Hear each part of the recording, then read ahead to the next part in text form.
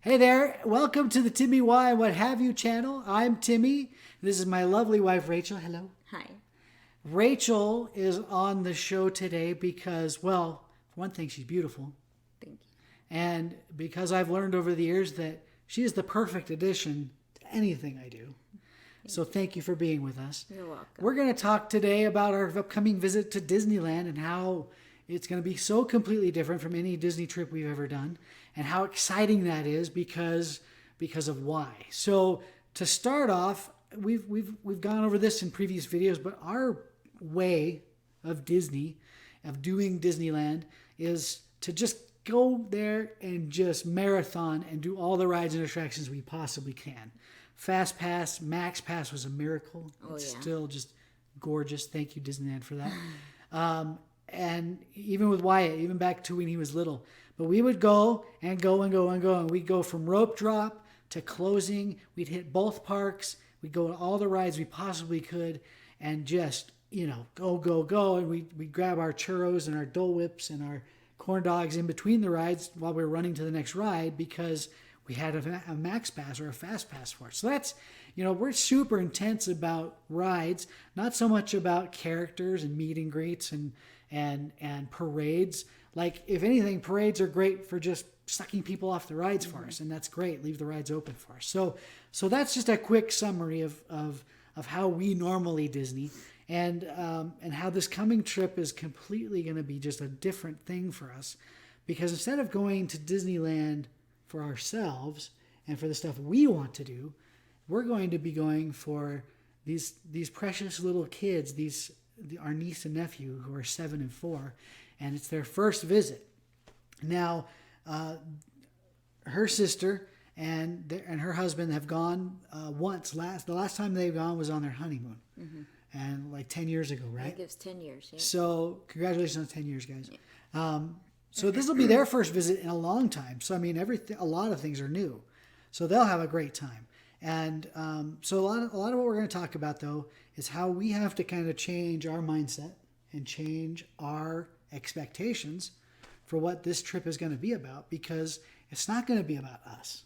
It's going to be about these little children and watching the magic and watching their minds just be blown and see how tired they get and see just what an amazing and magical experience this will be. And even to compare it to how when Wyatt was little, see, he's 16 now and he's just a pro at Disney because we taught him well. But even when he was little, I think barely 3 years old or less than 3 years old, he got his first experience at Disneyland. And I think because we all kind of just kept going on our own, we kind of made Disneyland our own together, so we didn't really have to adjust anything because we just learned how to do it. And so Wyatt's first experience with a big ride at Disneyland was Matterhorn. So how did that go?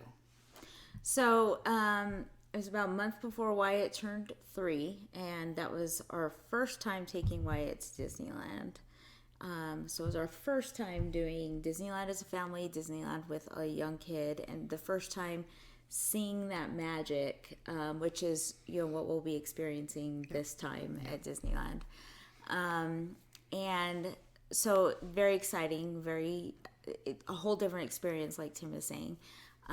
But Wyatt, we brought my dad with us. Mostly so that, obviously so that he could experience it with his grandson, but because my dad's also a big, huge Disney fan. But we also wanted his help with watching Wyatt while we went on the bigger rides, but Wyatt ended up loving the Matterhorn, and that was crazy for a 2-year-old. First of all, to be tall enough for the Matterhorn, and second of all, for a 2-year-old to love the Matterhorn that much. Now, back then, the Matterhorn had a different bobsled. Yeah. The bobsled in the back seat had they allowed 2 people side by side, and so Wyatt and my dad were able to ride side by side and ride it together. And so they did that. They rode that over and over again. And because of that, he loved riding it with Grandpa, and he has loved the bobsled ever since then. Yep.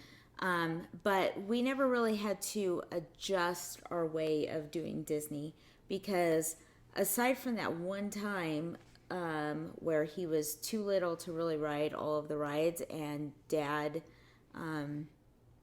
took him for us while we went on the big rides. Right. He's always gone on the big rides with us. Yep. I mean, he hasn't. It's not that the magic wasn't there, right? But we've never really had to adjust our way of doing Disney. Right. Because we all kind of did it all along the way. Right. We learned together how to do it. Right. So our very next time that we went to Disney it was about a year later, I would say. Yeah. And Wyatt, I remember before we went, I was thinking, how are we going to make this adjustment? I mean, I definitely wanted it to be magical for Wyatt, but, kind of for selfish reasons, I was thinking, I really want to be able to ride the rides that we want to ride too. And my boss at the time said to me, you need to know why you're going to Disney. You need to set your expectations and set your mindset for who are you doing this Disney trip for? Are you doing it for the child, or are you doing it for yourselves? And I went home and I talked to Tim, and we said, we're really doing this Disney trip for Wyatt. We're really going for Wyatt. And she had said, if you're doing it for the child, then you will ride Dumbo 100 times over and over again. If even that's if what that the kid means, wants to do it. Yeah, if that's what the child wants to do. Mm-hmm. Even if that means that you spend the entire day in line for Dumbo in 100-degree weather. Because that's why you're there, is to make the child happy, is to make that trip magical for this child. Yeah.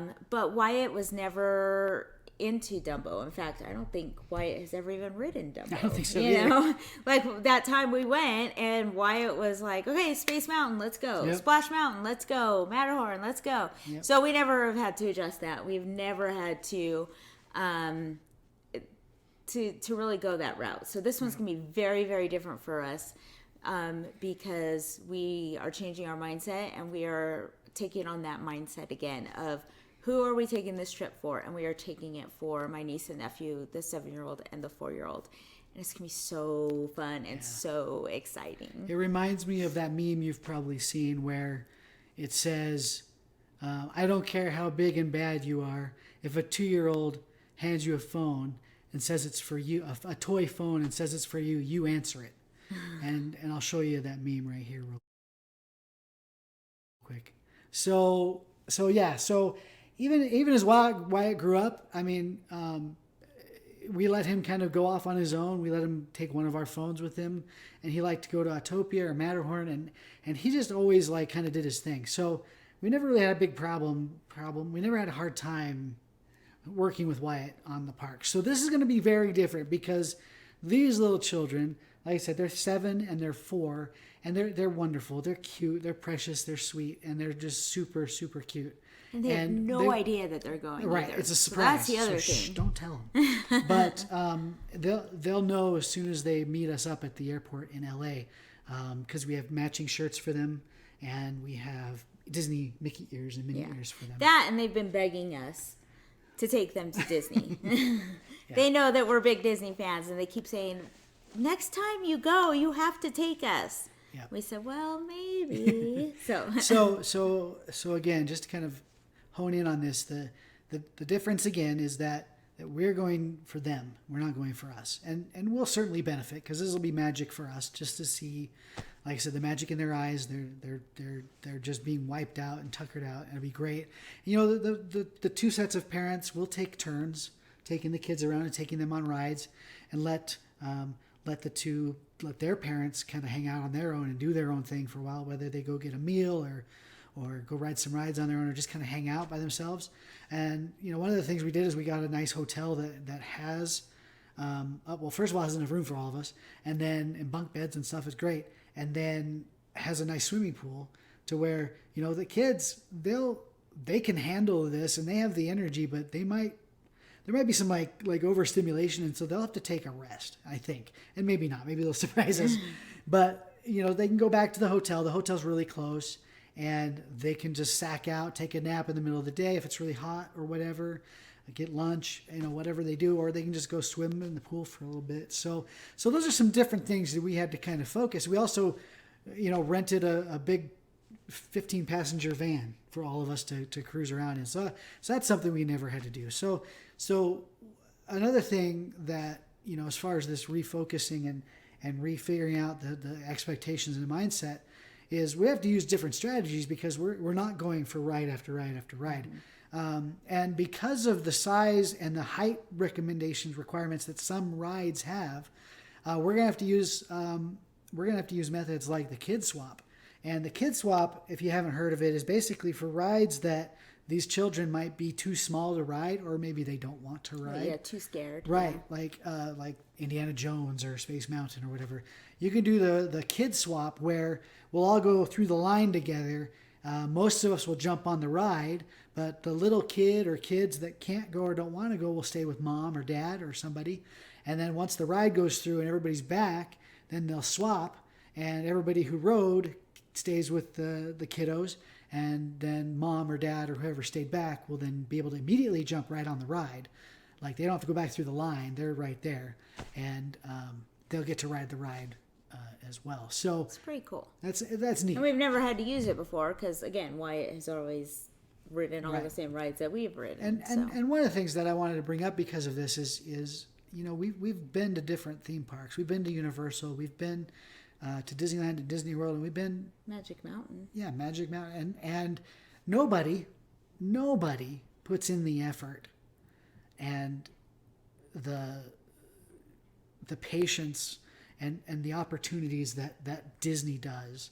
All their cast members, bless them, they put in every effort to make sure that everybody who's there feels the magic. And by the magic, I mean the energy, the positive, the magic that Disney is, and why Disney is Disney. Mm-hmm. Why Disney and why Universal or Knott's Berry Farm isn't Disney. Yeah.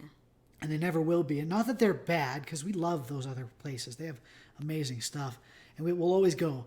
But Disney is Disney because of this magic. And the cast members do such a fantastic job. I'll share a quick experience.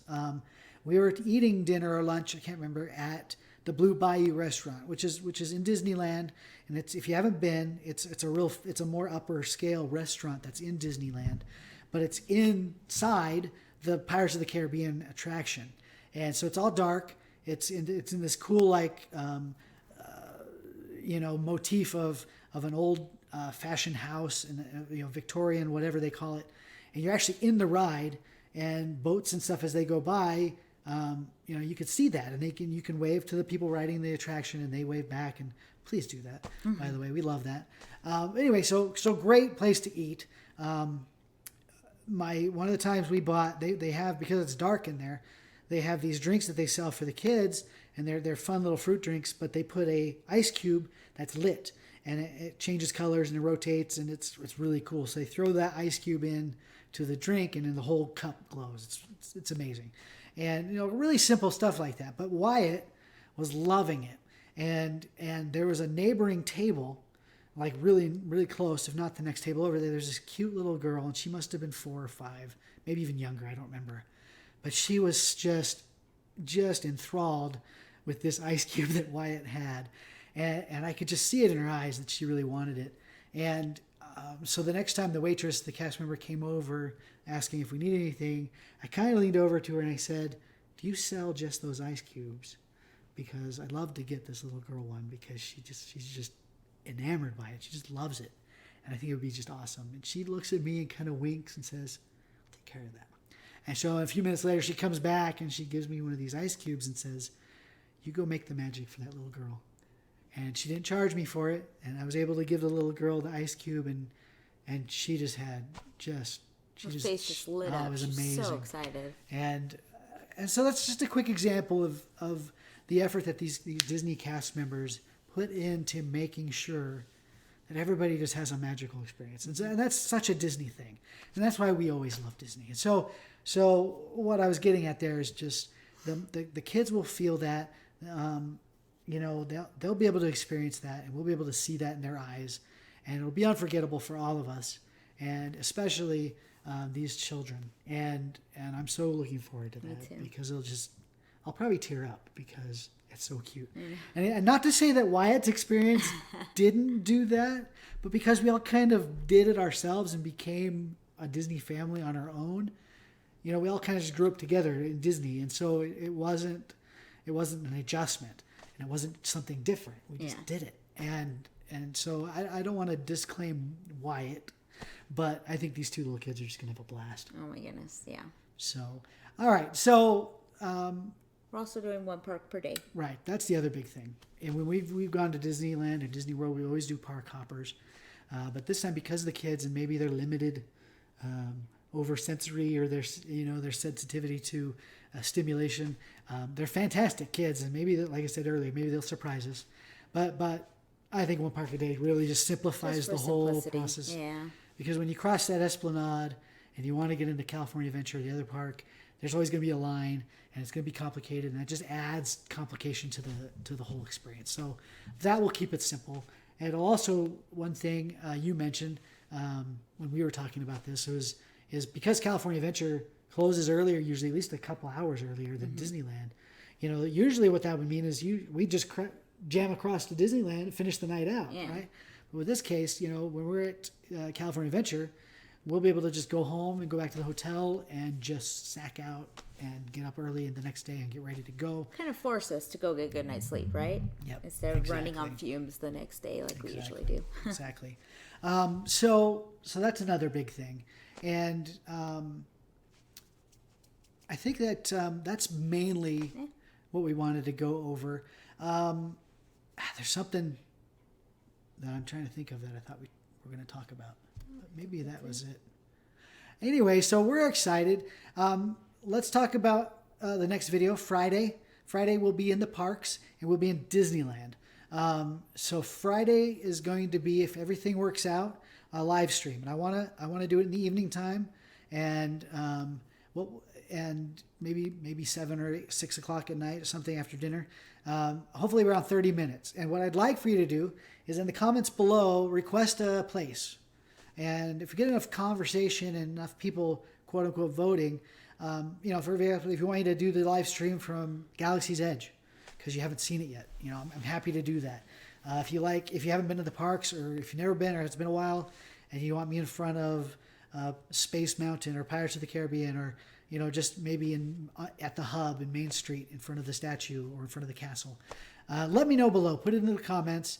I'll be happy to make whatever you guys vote for happen. If nobody votes, whatever, I'll just figure out a place and we'll just do it. But again, this coming Friday, probably around 6 or 7 p.m. That's Disneyland time, so Pacific time. 30-minute live stream on YouTube. I'll post about it. I'll put it on Facebook and all my social medias as well. And we'll do that. That'll be fun. And if for whatever reason it doesn't work out, I'll certainly find a video to post and we'll make something happen. So thank you for watching. Thank you for being here. You're welcome. And if you like this channel, the content that we're producing, be sure to subscribe and hit the notification bell that lets you get a notification whenever we do put a new video up. And if you like this video, hit that like button, and please share with your friends, share with your Instagram folks, your Twitter folks, and your Facebooks, and all that stuff. And that will do it for this video. Thank you for watching TimmyWA and what have you. Thank you again for being here. You're welcome. I love you. Love you too. Thanks a lot, guys. We'll see you Bye. Friday, See you Friday from Disneyland. Bye.